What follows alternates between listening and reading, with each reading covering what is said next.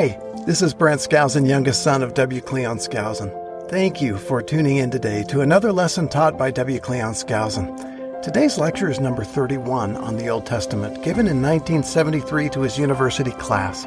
It is unscripted and unedited. The text used today is from the Bible, 2 Samuel chapters 15 through 24, also 1 Kings chapters 1 through 3, and 1 Chronicles chapters 28 and 29.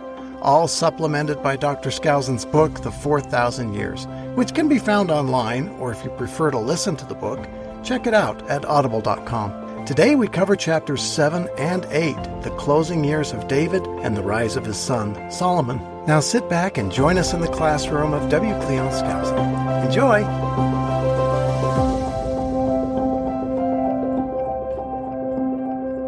All right, now, just a couple of points here. We ended up, I think, with Sheba. Didn't we get Sheba, or didn't we quite get that far?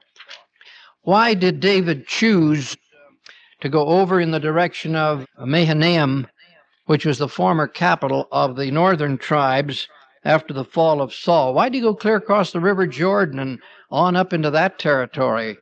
If he's going to flee, why did he flee there? Do you have anything in mind? What was the advantage of going up in that area? He needed time, and he needed to rally what? What forces were up there that might give him some help? No, there were no Ephraimites there, but our brothers, the Manasseites, were there, one of the two of the other tribes, the only ones who had not rebelled. They're the only ones who had not rebelled. So it gave him a chance to gather them around and give them a chance to get a little time. Now, you remember that right off, the suggestion, of course, was that Absalom follow his father, or allow Ahithophel to follow him and kill him right now while he's depressed and fleeing and has no allies. Good old Hushai came in there and said, "No, you take credit for it. Just have a good rest, and then you go down and you have the honor of killing your own father." And did Absalom like that? Oh, he said, now there's a man. He has me in mind. He said, always has my interest at heart. And Ahithophel could see exactly what was happening. So he went to Judah, put his house in order, and then what did he do? He hanged himself. So in due time, sure enough, Absalom put his troops, all of the northern tribes, all of our apostate ancestors were mobilized together. And they went up and crossed the River Jordan at the ford. We assume, because of the way the battle lined up, we have it like so. There are fords right here.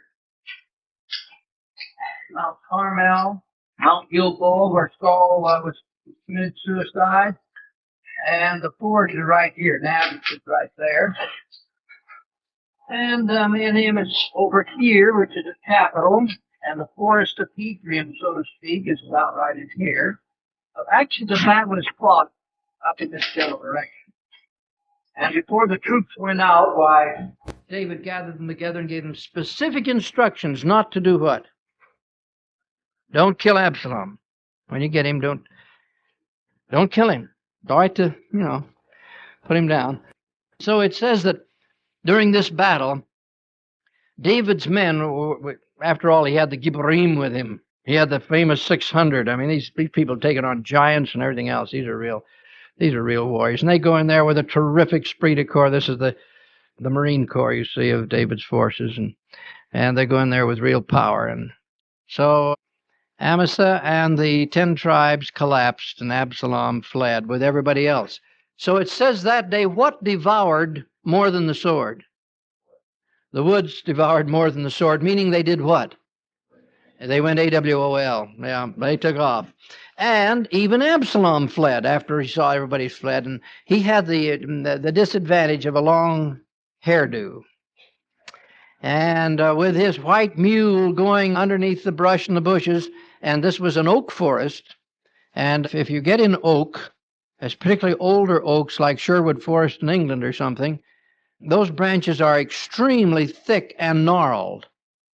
And he got himself in a predicament where this bob of hair of his not only snagged in the trees and pulled him off the mule, but it's long enough so that it holds him.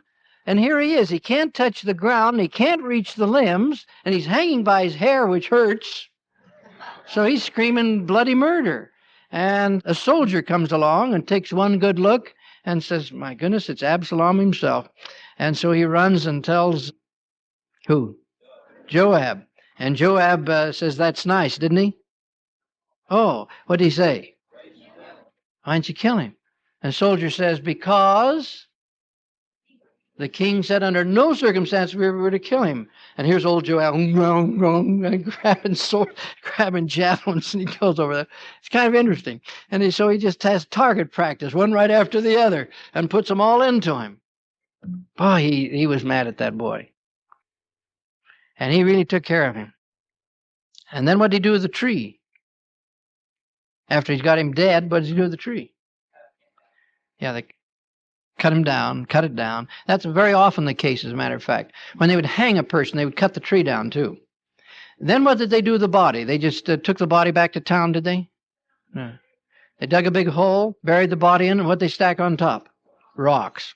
So, Joab, that job is done. Here's this old, flea-bitten, woe-begotten, scarred old warrior, a little bit younger than David, but he'd really been in the thick of it all his life. He's committed one murder. He's about to commit another one.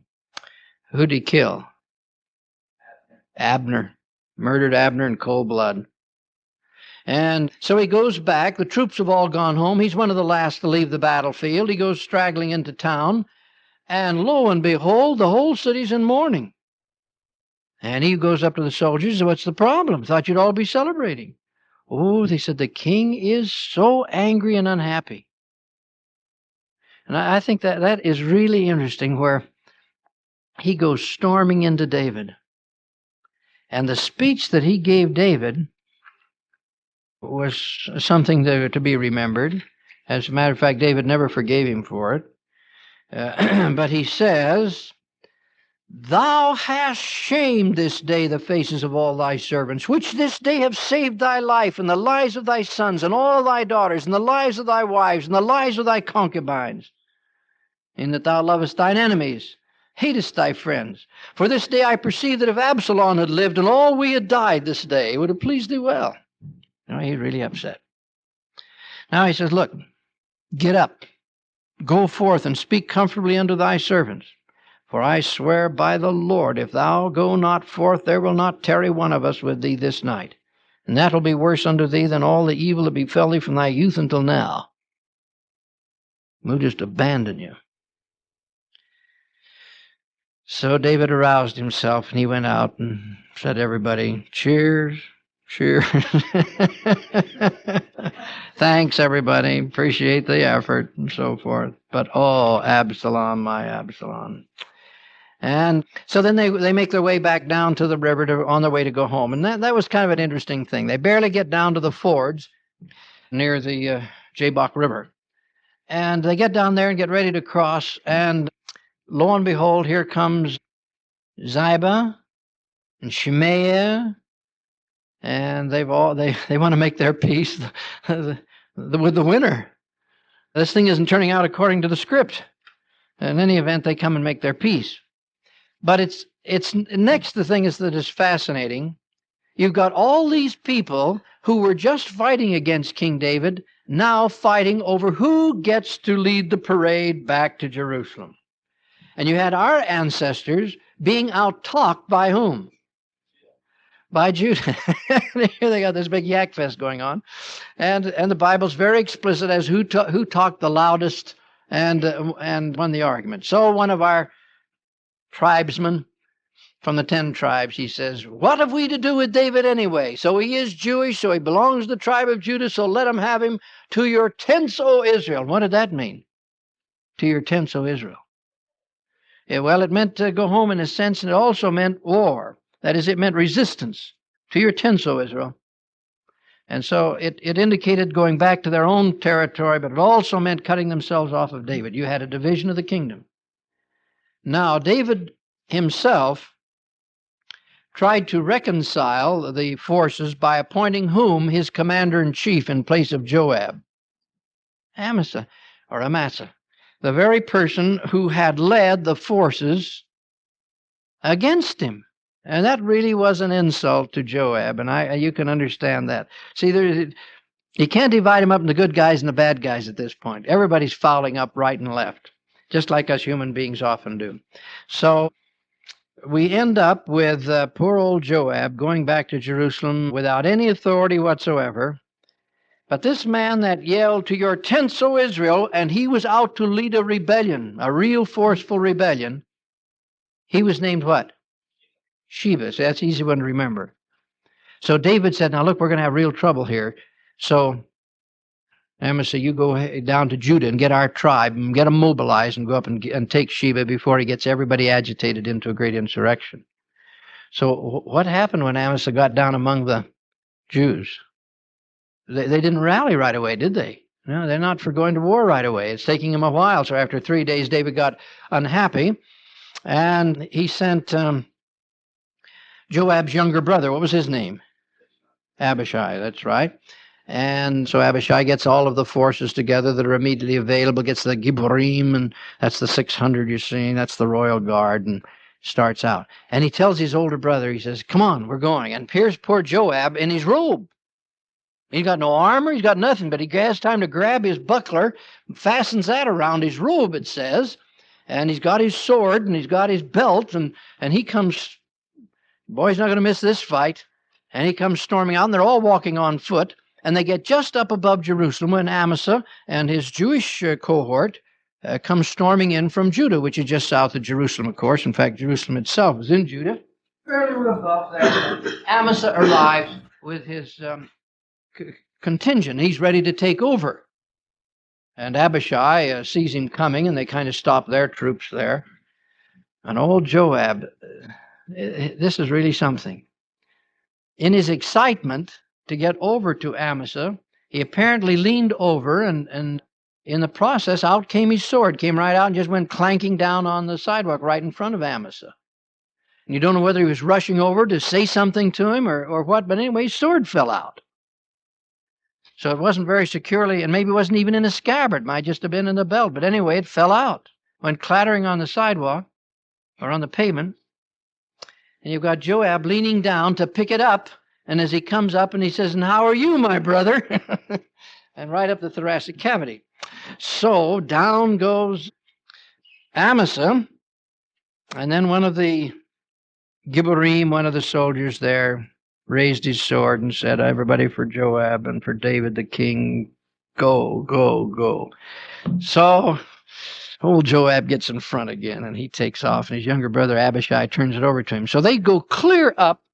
They get way up in this territory above Galilee, chasing Sheba. And he's a fugitive now. They're right behind him, and he finally holds up in one of the cities up there with a wall around it. Did you have your hand up? Well, this man was a traitor, you see. As far as Joab was concerned, here was a man. He risked his life over and over again to save the life of King David. And if King David is stupid enough to make Amasa his commander-in-chief after the man's been a traitor and a spy, and he's going to fix him. Right? And he did. Okay. He justified it in his own mind. As far as he was concerned, it was just a man-to-man situation, and he was going to take care of it. He gets up to this city and is storming it, and they can't break into the city, so they decide to build a ramp up, and it's obviously in due time they'll be able to get in. They'll break it down. So the president of the Relief Society, she said, this is just ridiculous, and she makes contact with Joab and says, what are you trying to do, get us all killed? What, do you enjoy shedding blood? Is this what this is all about? You're coming in here to kill men, women, and children? No, Joab says, you want Sheba, but I want Sheba. Well, she says, if that's all you want, we'll get him for you. Relax. And so the next thing they know, why, they get a package over the wall. What is it? Sheba's head. They buried the body inside, but that was just enough to let Joab know it's all right. So he goes back and reports back to David. That must have been an interesting thing as Joab marches in with probably Sheba's head. Says, we got him. Meanwhile, they buried Amasa. That must have really been a confrontation as David looked at this old, scarred-up warrior and comrade in arms, his own nephew. Did he bawl him out? Did he tell him he did a great job? Did he say much of anything? just accepted the reality of it. They both went their ways. As far as the record's concerned, David was just saying, well, I guess he's commander-in-chief again. He took over. Well, it's a fascinating life. I've lived in Washington long enough, and I've been around people in power long enough to know that they don't act like normal human beings. If you read the history of kings, don't expect kings and queens to behave normally. They don't. They got so much power and they have so much worry and so much responsibility. They react very often in peculiar ways. And I notice that even the Lord is quite tolerant of people who are in these terrible positions of responsibility. I've observed that even He's kind of patient with them. But sometimes people have more responsibility than human beings were built to have. But this is the history of kings, and those that are in the high courts, they do some insane things. Well, it wasn't very long after that we had this famous 3 years of famine. And when they found out what had caused it, what was it? Yeah, the slaying of the Gibeonites. And there wasn't going to be, they had to reconcile themselves with the Gibeonites. What did the Gibeonites demand? That those who had participated in Saul's family, who had participated in this whole thing, that their lives be sacrificed in the interest of justice because of the lives and the blood they'd shed. So you have that sorrowful scene where they are executed, and the bodies were required to lie out in the elements till the rain came. And it wasn't the season for the rain, so they were out there for a while. And so to the place where the bodies lay came his mother of 2 of the men, who placed sackcloth on a rock for a bed and watched day and night over the bodies to keep away the animals and vultures, until the rains finally came. And just as the season of moisture began, David heard of Rizpah's faithful vigil, and therefore he had the bodies removed. And they were interred in the sepulchre of Kish, father of Saul. David also had the remains of Saul and his sons, although the scripture only mentions Jonathan, but there's reason to believe the others were included, brought to the same family tomb so that all the family would have the same final resting place in death. Now, sometime after that, they got into another battle with the Philistines, and by jingles, we got another problem here with these Anaks. And David's getting to be a pretty mature person. But he still thinks he's a great fighter and a soldier, so he's right out in there. And did he almost get killed? He really did. And it says David waxed faint, and these sons of Goliath were just as great as their father, and boy, what vengeance to kill the famous King David who'd killed their father. Who saved David's life? Who saved him? Abishai, his nephew, younger brother of Joab, he saved him. Now, that was kind of interesting. And then we had this devastating pestilence resulting from David apparently making the mistake of conducting a military census. What was bad about that? Why did that displease the Lord? It represented what? A war, aggressive warfare, predatory warfare. And the Lord never justifies war to solve any political or economic problem. When will God justify war? There's only one time. When is it? What? Defensive warfare. And then what duty do we have? We have a duty to God to fight. He said, you must not allow your children to be destroyed and your lives to be taken. You have a duty to God. The 43rd chapter of Alma says that is the order of God. If you were attacked, you're duty bound. Well, it's kind of interesting. This is a very famous incident in Jewish history, which you'll want to remember. A sacrifice was made by David to try and have the pestilence removed that was killing so many people. He says to the Lord, he said, after all, it was my fault. I am the one that conducted the census, and I know we had to be punished, but I'm the one that really deserves it. So will you receive of my oblations and end the matter? And so on Mount Moriah, where the temple block now stands, it's really Mount Zion, but often called Mount Moriah, and it is the place where Solomon's temple would later be built. David stacked up a whole number of burnt sacrifices on the altar on the threshing floor of one of the Jebusite heathens, Aranah, And what happened to those sacrifices? Consumed by fire from heaven. Just as the sacrifices will be when the temple is dedicated. They'll be consumed with fire from heaven. So this is a very sacred spot. Now later, that will become the Holy of Holies of the temple. Now the Mohammedans think that that's where the Dome of the Rock is, and that thrashing floor of Aranah is actually that projection of rock which comes up above the main level of the temple square. Whether or not it is, we don't know for sure. It does seem strange, though, that this projection of rock would have been left and all the rest of the floor smooth.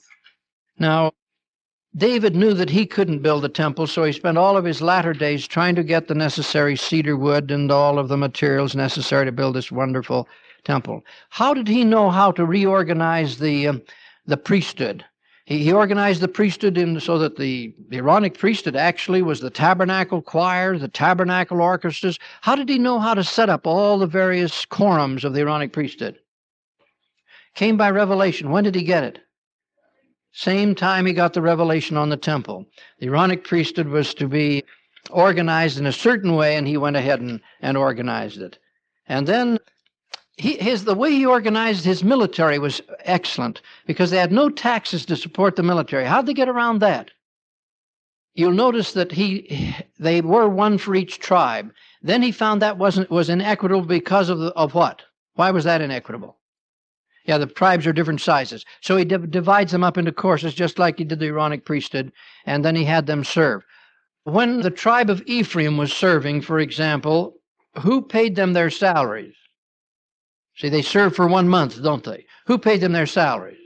No, it's a missionary call. Who provided their food? They provided their own. I like that for a military operation. Save a lot of taxes that way. And very little waste. Remarkable how economical it's operated under those circumstances.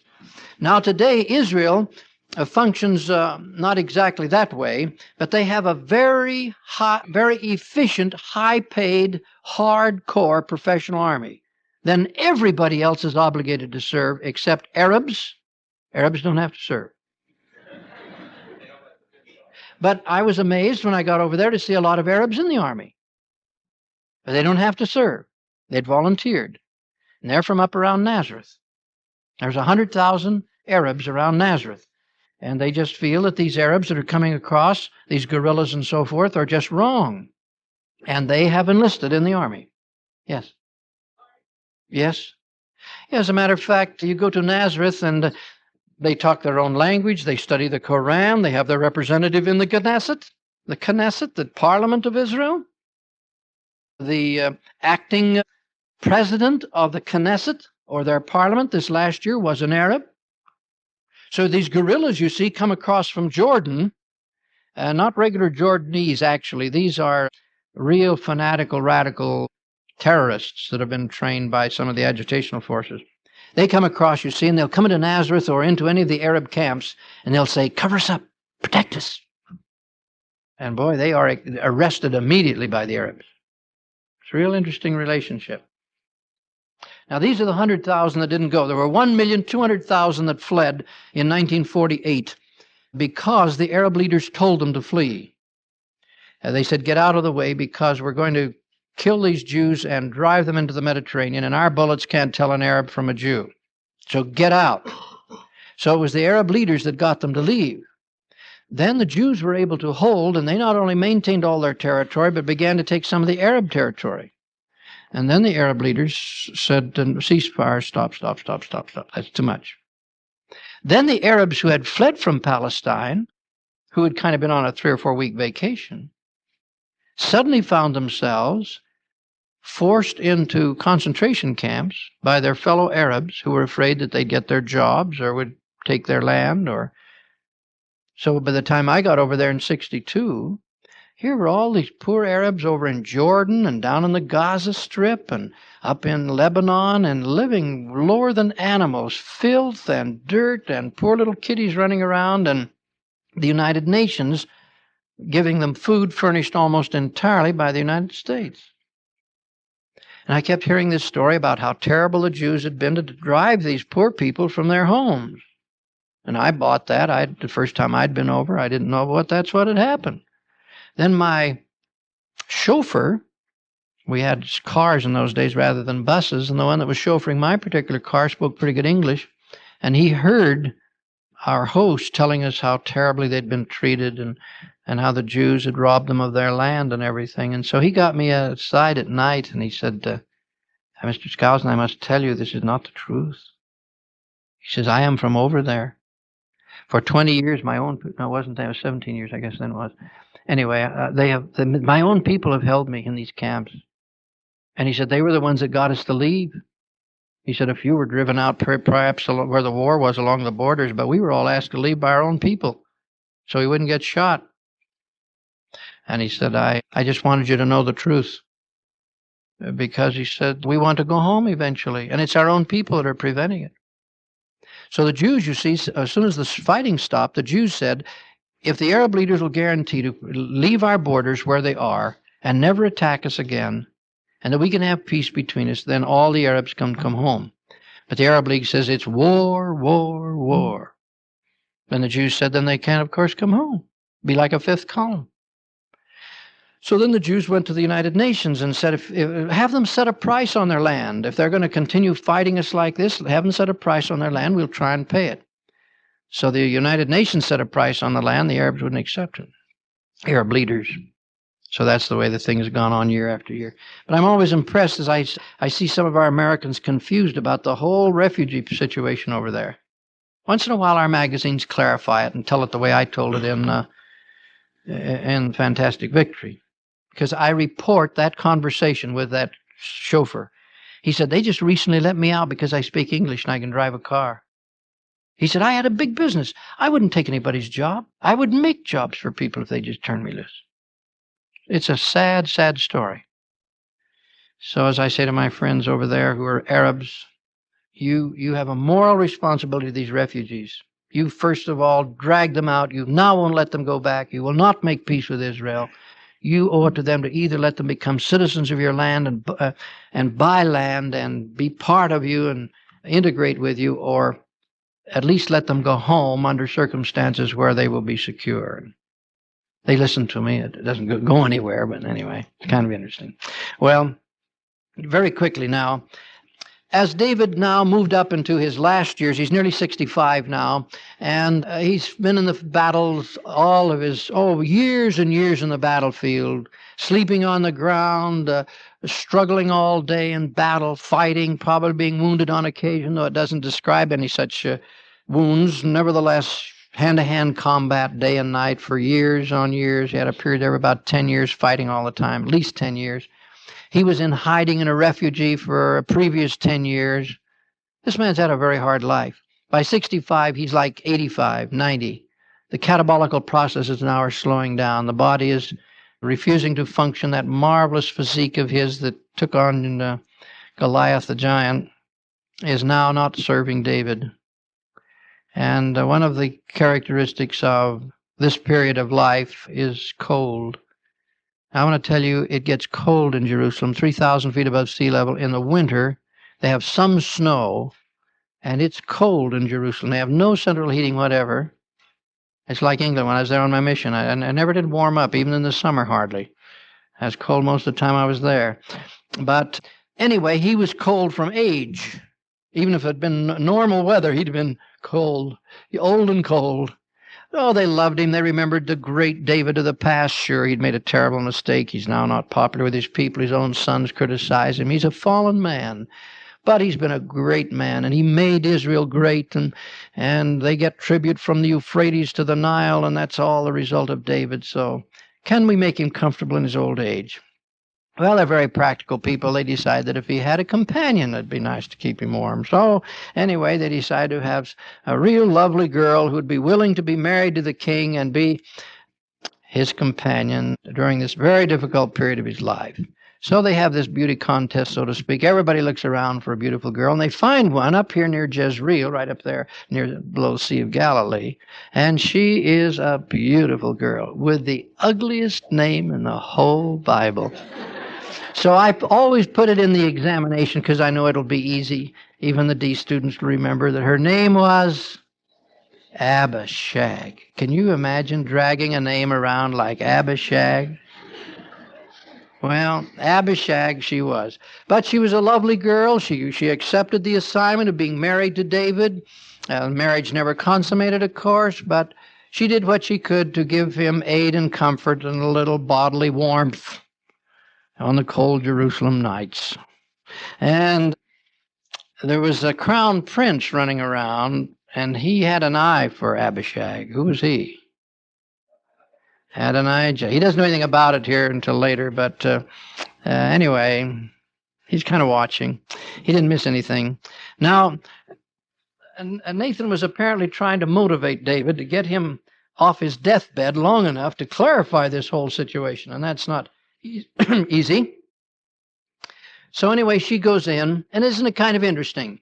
Nobody is there. Nobody's ministering to aged David, not Bathsheba or anybody else. It's who? Just Abishag. Everybody else is going on about their business. The old king's dying. This sweet girl's been assigned to be his nurse, and and she's taking care of him. And so that's that. Life must go on, you know. That's the way things go. And so she asks permission to come in. Was David glad to see her? Yes, he was. He was glad to see her. Well, what can I do for you? And she said, well, didn't you say my son could be king? Yes. Well, then why isn't he? Well, I don't know, isn't he? And so the conversation goes along kind of mildly like that. And so finally Bathsheba said, well, I just wanted to call it to your attention. Then she backs out, and then who comes in? Nathan. He's got this thing all set up. What is this? I didn't know that you were going to have Adonijah king. You didn't even tell me you were going to have Adonijah king. Oh, he really got after him, didn't he? Psychologically, it's really interesting. Did David answer him? Boy, he was boiling. That's all Nathan had to do to really get his adrenaline flowing. And so he rose up. Who did he call for? Bathsheba. Bring in Bathsheba. And he swore by the heavens, this day thy son shall be king. Then he turns to Nathan, gives him instruction, said, get your horn of oil and get my white mule so everybody will know that this is by my assignment. Get my son on that mule and take him through the streets of the city and down to where? Down to Gihon Spring, where everybody goes for water. That's probably the marketplace. That's where everybody gathers. And anoint him king of Israel.